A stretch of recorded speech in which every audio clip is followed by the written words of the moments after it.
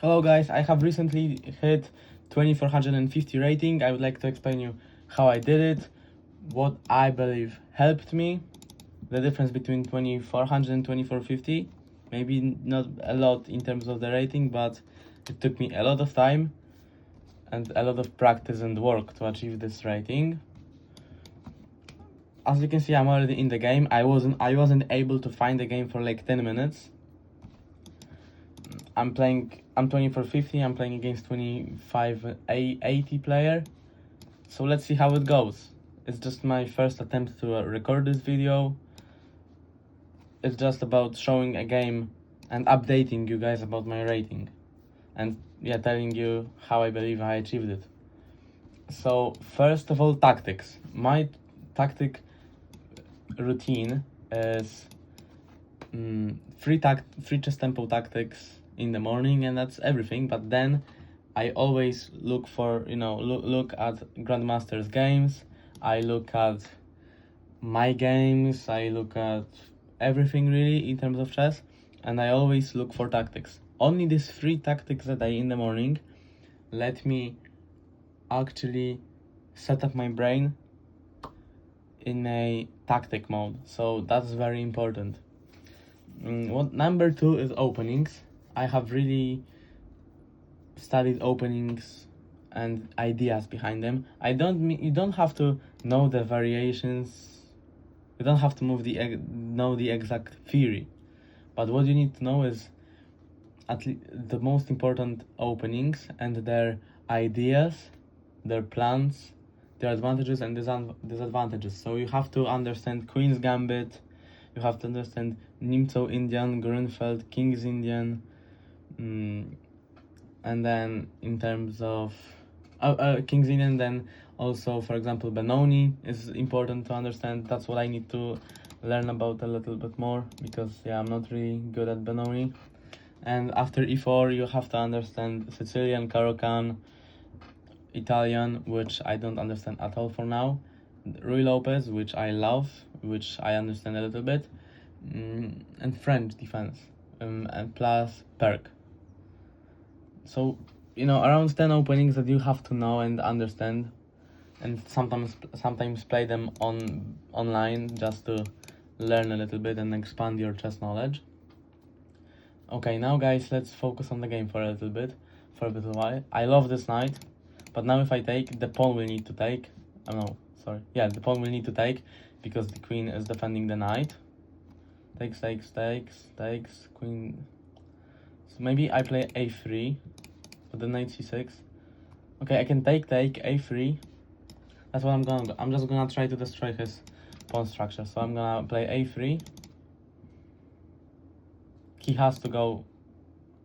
Okay, he can go here, but his pawn is gonna go down if he just takes here. Let's see what he has in store. Okay guys, what other thing? Yeah, it took me 2 tournaments. I went to Poland to play a 9-round tournament, Warsaw Chess Festival, and you have the entire playlist or the first video of the playlist here. Another thing, I played in Liverpool recently. Again, scored 5.5 out of 9, so 30th place out of 130 places. It's a good result, but I could have done a lot better. E takes D. Oh, surprisingly, you can even check the British Chess Championships website.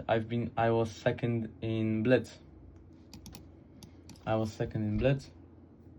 Maybe because of this practice here, which I've been doing a lot. I have 1600 games in the last 3 months. Yeah. Another thing, I have already uploaded one video about the tournament in Liverpool. It's gonna be 8 more videos going through the games.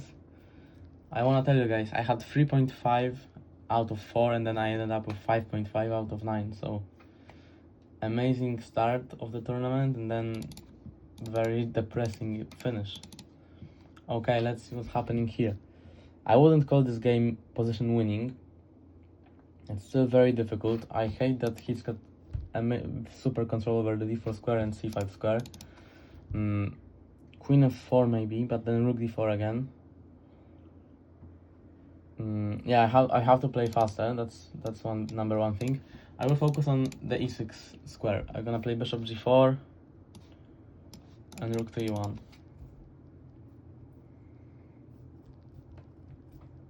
And the good thing about the bishop and the queen is that they can really change their positions quickly, and you know, 2 moves, we need only 2 moves, and then we can start pushing this pawn, for example, if he plays inaccurately. Rook to e1, putting the rook into the game. This pawn is weak, this pawn is weak. Okay, now bishop f3. And if we exchange, then I'm happy because I've got the advantage, so I can exchange. Now this pawn is isolated like crazy. I can play f4. I'm just wondering if it's not gonna be a big weakness. f4, queen c5. And king h1, ef, and then nothing really. So I cannot do that. This pawn is attacked. I've gotta defend. So rook to c3.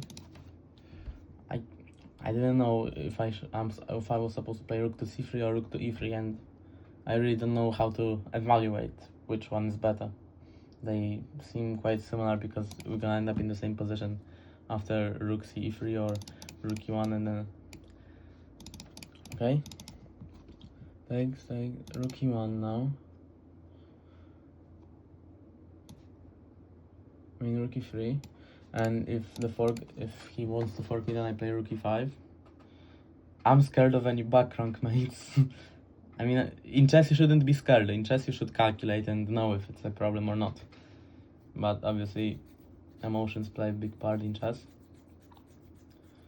Queen f6 is something I'm thinking about now. Queen f6, rook e5, rook b2, but then I can also counterattack with rook e8. This rook on a5 is super bad. I have a chess rule in chess. I mean, obviously you play chess to break the rules, but rooks love to stay connected. And we've just won the game. The guy resigned, left and lost some time, guys. So yeah, I beat 2580 player. I'm really happy. Let's review this game. Anyway, continuing about the rooks. Rooks love to be together. Always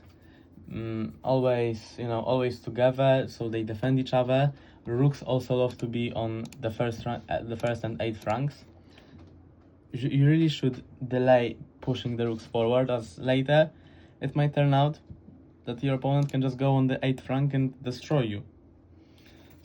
So I always keep my rooks on the first, obviously not always, but I love to keep my rooks on the first rank, and I love to keep my rooks together. So when we exchange the rooks, my rook, for example, let's say rook b8, rook b1, and rook to e1, right? If this rook, if rook on b8 exchanges for rook on b1, and my rook is on, my another rook is connected to my rook on b1, then I can take the black rook and again control the file. So rooks love to be on the center of the board, on the first rank, and they love to be connected. Okay, 92% accuracy, 2850 rating, 2800 my opponent. And let's see, d4, c4, so everything is excellent here.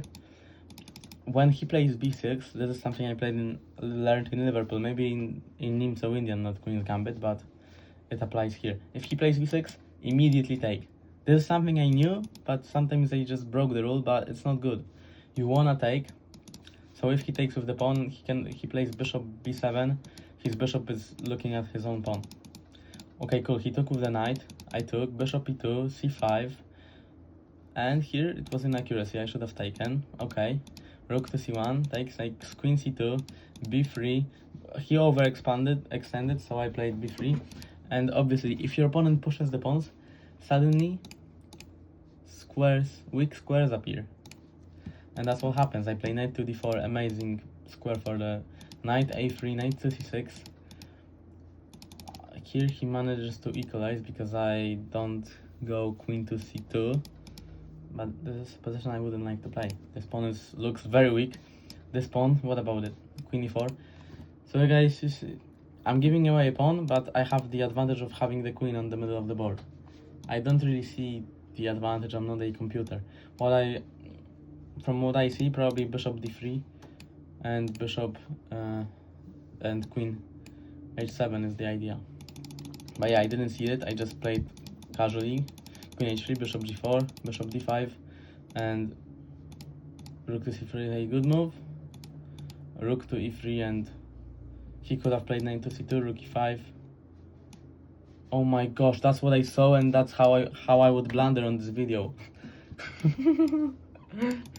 After knight c2 I would take, and then I would see queen e5, and oh no, GG.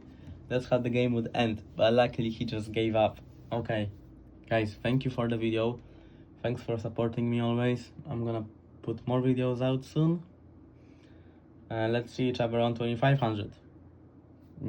I don't know when, but let's see each other then. Bye.